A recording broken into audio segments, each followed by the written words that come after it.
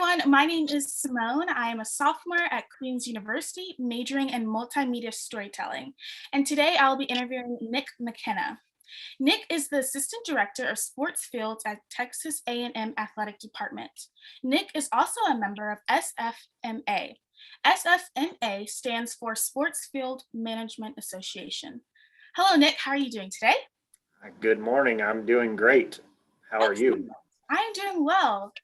Good. So, Nick, I have a question for you. What initially drew you to this career path? So I kind of took a roundabout path to get here, to be honest. I stumbled into it a little bit later in my college career. My background, I grew up on a farm in Iowa.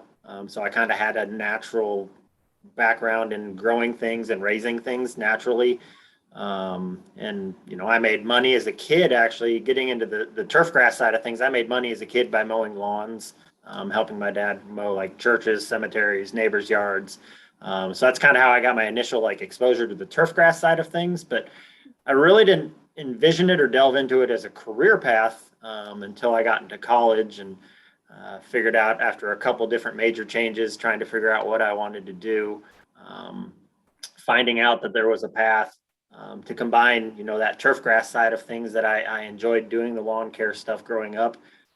But I also played a lot of sports. So I was very athletically involved, and I considered myself athletic and liked being around sports and activities still. And so really found the turf grass major in college when I was at Iowa State as an opportunity to kind of combine those two passions. So my love of being outdoors and growing things with and working with my hands, but then still being around athletics. And for me, very specifically, is I've always really, really enjoyed college athletics. I've been a big fan of the college side of things. And so basically found a way to combine all of those things and turn them into what's become a pretty long-term career for me that I can enjoy really on a daily basis. Yes, sir. Thank you so much for that. That's a perfect example of turning what you love into your career. So, thank you so much for that example. What high school courses or college courses have you found to be the most applicable slash important for your occupation? So the list is really long, to be honest, because there's so many different areas that we can get involved with from growing turf grass, from my standpoint, and then beyond that, just in working. We work daily on a daily basis with student athletes, with coaches, with fans, with administrators. So for me, it ranges everything from, in high school, like I said, I grew up with a farm background, so naturally I took some agriculture classes. If people don't have that as an option, also, for me, a lot of it was biology, plant sciences, chemistry, math, and then to the other side of things where I talk about where I'm interacting with people a lot, there's a lot of the leadership component things. So like I was very fortunate that I got to be involved in FFA through my agricultural classes, which gave me a lot of the leadership and communication skills that I needed. So, for those that might not have those opportunities within their schools, make sure you're taking like your speech classes, and if there's business classes, anything along that lines. Some of the later ones that I found out in college, we work with a lot of equipment, so having some kind of mechanical coursework or background, that was very helpful to me, both in college and high school, taking, shop and engine classes, meteorology, because I'm expected to know and understand the weather on a daily basis and how that's going to affect not only what I do with maintaining the playing surfaces, but in helping to coordinate, making sure that athletic events are able to occur around weather activities. So that was very important. Soils, agronomy, the list can go on and on and on. I mean, there's really a lot of different areas that we really touch on, and we kind of have to have a little bit of understanding and expertise in all of them to be able to pull it all together and do everything that we do on a daily basis.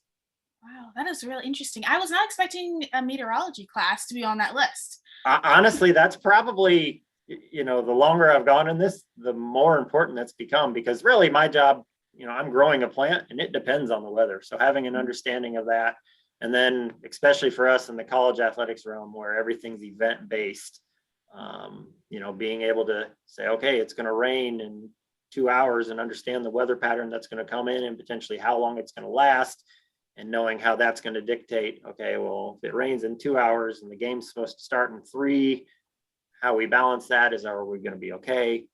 So yeah, there's a lot of neat different components that really play into it. That's so interesting. So then, my next question, I know you kind of touched on a lot of classes in my previous question, but are there any courses, whether in high school or college, that you wish you could have taken to help your career?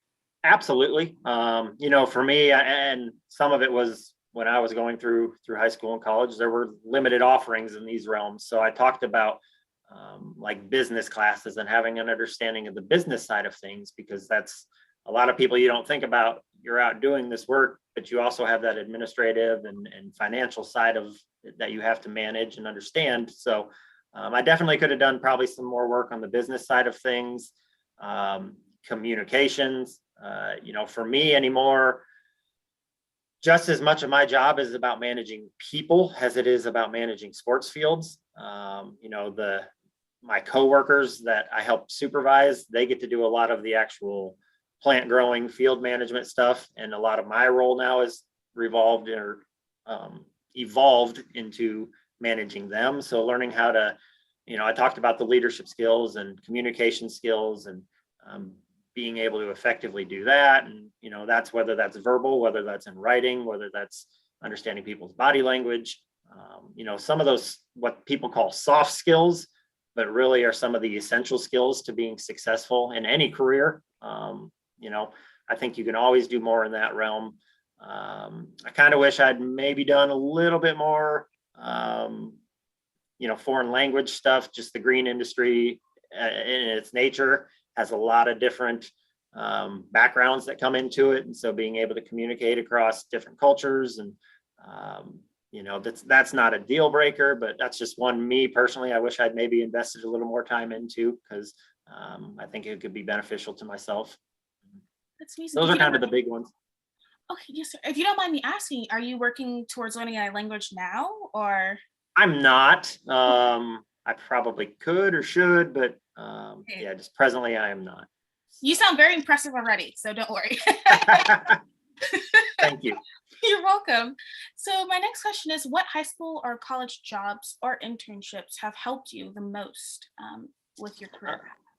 Okay, so obviously I talked about getting my initial exposure to the turf grass side of the industry, because that's what we're doing, is we're maintaining turf grass plants for sports fields.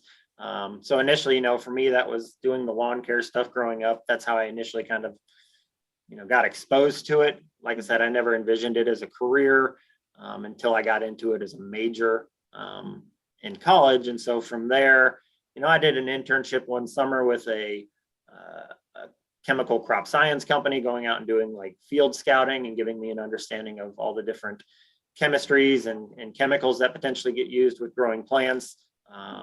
That was a lot of customer interaction. So being able to talk to people outside of, that maybe had a better understanding of things than me in some cases, and in other cases less. And so being able to communicate up and down a chain of command. The biggest one that was probably the most beneficial for me was I did an internship with the athletic department at Iowa State when I was a student there, working for their athletic department on their sports fields. And so that really gave me the true taste of, okay, is this a career path, something that I could do the rest of my life? So that was pivotal to me, really, in getting my feet into the industry and figuring out, okay, yeah, this is something I really enjoy and something I could do, I think, for a long, long time. Thank you so much. So would you suggest to anyone who's looking at your career to get as many internships/experiences as possible before actually entering the workforce? Yeah, I think that's always beneficial if you can get experience in it beforehand, because you really start to get a clearer picture. We all go into different things not knowing, like, is it really what I think this is what I want to do, but is it really what I want to do? Like I said, I changed my major 3 times in college before I wound up where I did. And so, I naturally went through that of, okay. And as I got more experience in those other areas, I determined, okay, this isn't what I want to do. So I think the earlier you can get those experiences, and whether that's, and it doesn't have to be, if it's a local parks and rec, you can go out and volunteer and help with the parks and the ball fields there, or, if you can reach out and there's all sorts of different opportunities all the way up to the major league and professional level, to college, to high school. Like I said, I mentioned Parks and Rec. There's golf course. There's the golf course side of it. There's the sales. I mean, just numerous opportunities in this career path or field of study. But yeah, I think the more experiences you can get, the easier it is to kind of start zeroing in on, where you want to be and what you want to do. And is it something that you want to do long term? Thank you so much. So can you please describe what your typical workday entails? So that's the funny, like I read, I saw this question in your list that you sent me. It made me laugh because for me, I have very few typical days. And that's one of the things I really enjoy about the job, is because I get such a variety. I talked earlier about how so much of my job depends on the weather alone. So the weather on a daily basis, we all joke about how much it changes even within a day, and how that can impact, what we're doing. Just a normal day for me. If I had to kind of build one out, we come in the mornings, we'll meet with our staff, we kind of figure out a plan of attack for knowing what we have to accomplish that day, that week, within the next couple of weeks, and then we'll prioritize that. So, some of the essential day-to-day tasks that we're doing pretty much revolve around practice preparation. So, the majority of, we have a football team, a baseball team, a soccer team, a softball team, track and field. And every one of those teams practices almost on a daily basis. I mean, there's some rules and regulations that the NCAA has that limit that, but a lot of what we're doing on a daily basis is just preparing for their daily activities and then cleaning up from the previous day's activities. So that's the primary function. Then when you get into the actual playing seasons, for example, this upcoming weekend, our baseball team has another university coming in, and we're going to play a baseball game, competitive game against them on Friday, on Saturday, on Sunday. So, game days, our focus revolves around prepping the field and make sure it's right for the competition that evening or that day. And then outside of that, when we don't have events going on, it's just general maintenance. We're going out, we're mowing, we're fertilizing, we're adjusting irrigation schedules, we're fixing irrigation problems, we're going out and doing cultural practices that will strengthen the fields for later on down the road, whether that's we go out and pull aerification plugs, whether we come out and do a sand top dressing to help break down organic matter and smooth the field surface out. Just a lot of different variable things. And that, like I said, that's the great thing. There's so much variety in what we have to do that no 2 days are ever the same. And so that's the fun thing, is that you don't necessarily get bored in the job because there's a constant variety. And, even if you get the exact same schedule year to year, you have different players, you have different teams, different coaches, and they all have different preferences. And then you work in the weather factors and how you manage different aspects of it. And it really makes for a fun but challenging environment that kind of makes you have to be adaptable and on your toes on a day-to-day basis. Yes. Wow. That sounds amazing. And you sound very busy. That's job awesome. Security. So you have job security. Yes, sir. My next question is, what is one aspect of your career that people would not expect? That's, for me, I think, and I kind of touched on this, is a lot of people just assume, okay, you're taking care of grass. All you do is mow. You mow and you water, and my parents, or I can do that. We do that in my home lawn, and I don't think people realize the amount of attention to detail and work that actually goes into maintaining like a high level playing surface. And so there's a lot more hours involved and a lot more science and math and technology behind it, and behind what we do and why we do it and when we do it. That it's not just, we just go out and mow it a couple times a week and, teams just show up and the field's miraculously ready and it looks, amazing on national television. So I think that's one side of it. The other one I would say is, a lot of people think the focus is very much so on just the grass and on the field. And, I hinted that a lot of my job involves managing or interacting with people. And so being able to do that side of it. And a lot of what we do is event based. So, I was taught in school that I should do XYZ at a particular time to the playing surface to make sure that it's in the best condition. Well, a lot of times when the book tells me I should do it, our schedule says you can't do it at that time. And so being able to manage around schedules and other people's needs, and I think that's a big component a lot of people don't realize comes into the profession. Thank you so much. So how has your participation in the SFMA impacted your career success? So it's been pivotal for me. I would not be where I was without my involvement in the SFMA association. I mean, to be honest, like I got my first job out of college because of a relationship that I had established through the association. It wasn't necessarily my qualifications or my skills. It was my boss at Iowa State had become very good friends with his counterpart down here at Texas A&M, actually. And basically with a phone call to him said, hey, I have a guy who's graduating looking for a job in the area. If you know of anything, he'd probably be interested. And my boss down here at A&M said, well, I actually have a position open right now.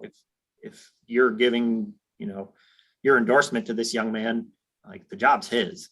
So I mean, just the connections I've been able to make. And then you throw into that, like the association, SFMA really focuses on building our professionalism through education, through networking. And so the things I'm able to learn just through our educational process or through the connections that I can make. So like I can pick the phone up and I can call a fellow member in California who, I might have seen a Twitter post from him where he had something 2 weeks ago and I run into the same problem this week. And I can get his contact information, call him up and say, hey, I'm seeing the same thing you did. How did you work through it? How did it come out? So that the association has been pivotal to my success and will continue to be, just because of what it offers me as far as an opportunity for education, for networking, for even just, you mentioned, we talked about trying to find internships and potential job experience opportunities. We really focus on that for student members that we get in is, we have a job board up, so it shows all these different openings all across the country, and just very, very important as far as my career path has gone. That's amazing. Congratulations for that. That's awesome. So again, you touched on the power of networking. So my next question is it important to network to break into this career field? I know you already answered that, but just can you emphasize it one more time for us? Absolutely. And I think that's true of this career field or any career field. The old saying, is it's not what you know, it's who you know. While that's not 100% true, obviously we want you to know the information. We want you to have some knowledge about what you're doing. But a lot of times beyond that, when I get job applications, when we have an opening, when they come across my desk, if two things are equal, if their qualifications, their background, their education are equal, that's where I'm going to start to rely on, their references and the network that they've built, and what other people can give me. So, the more you can network, the more connections you can make.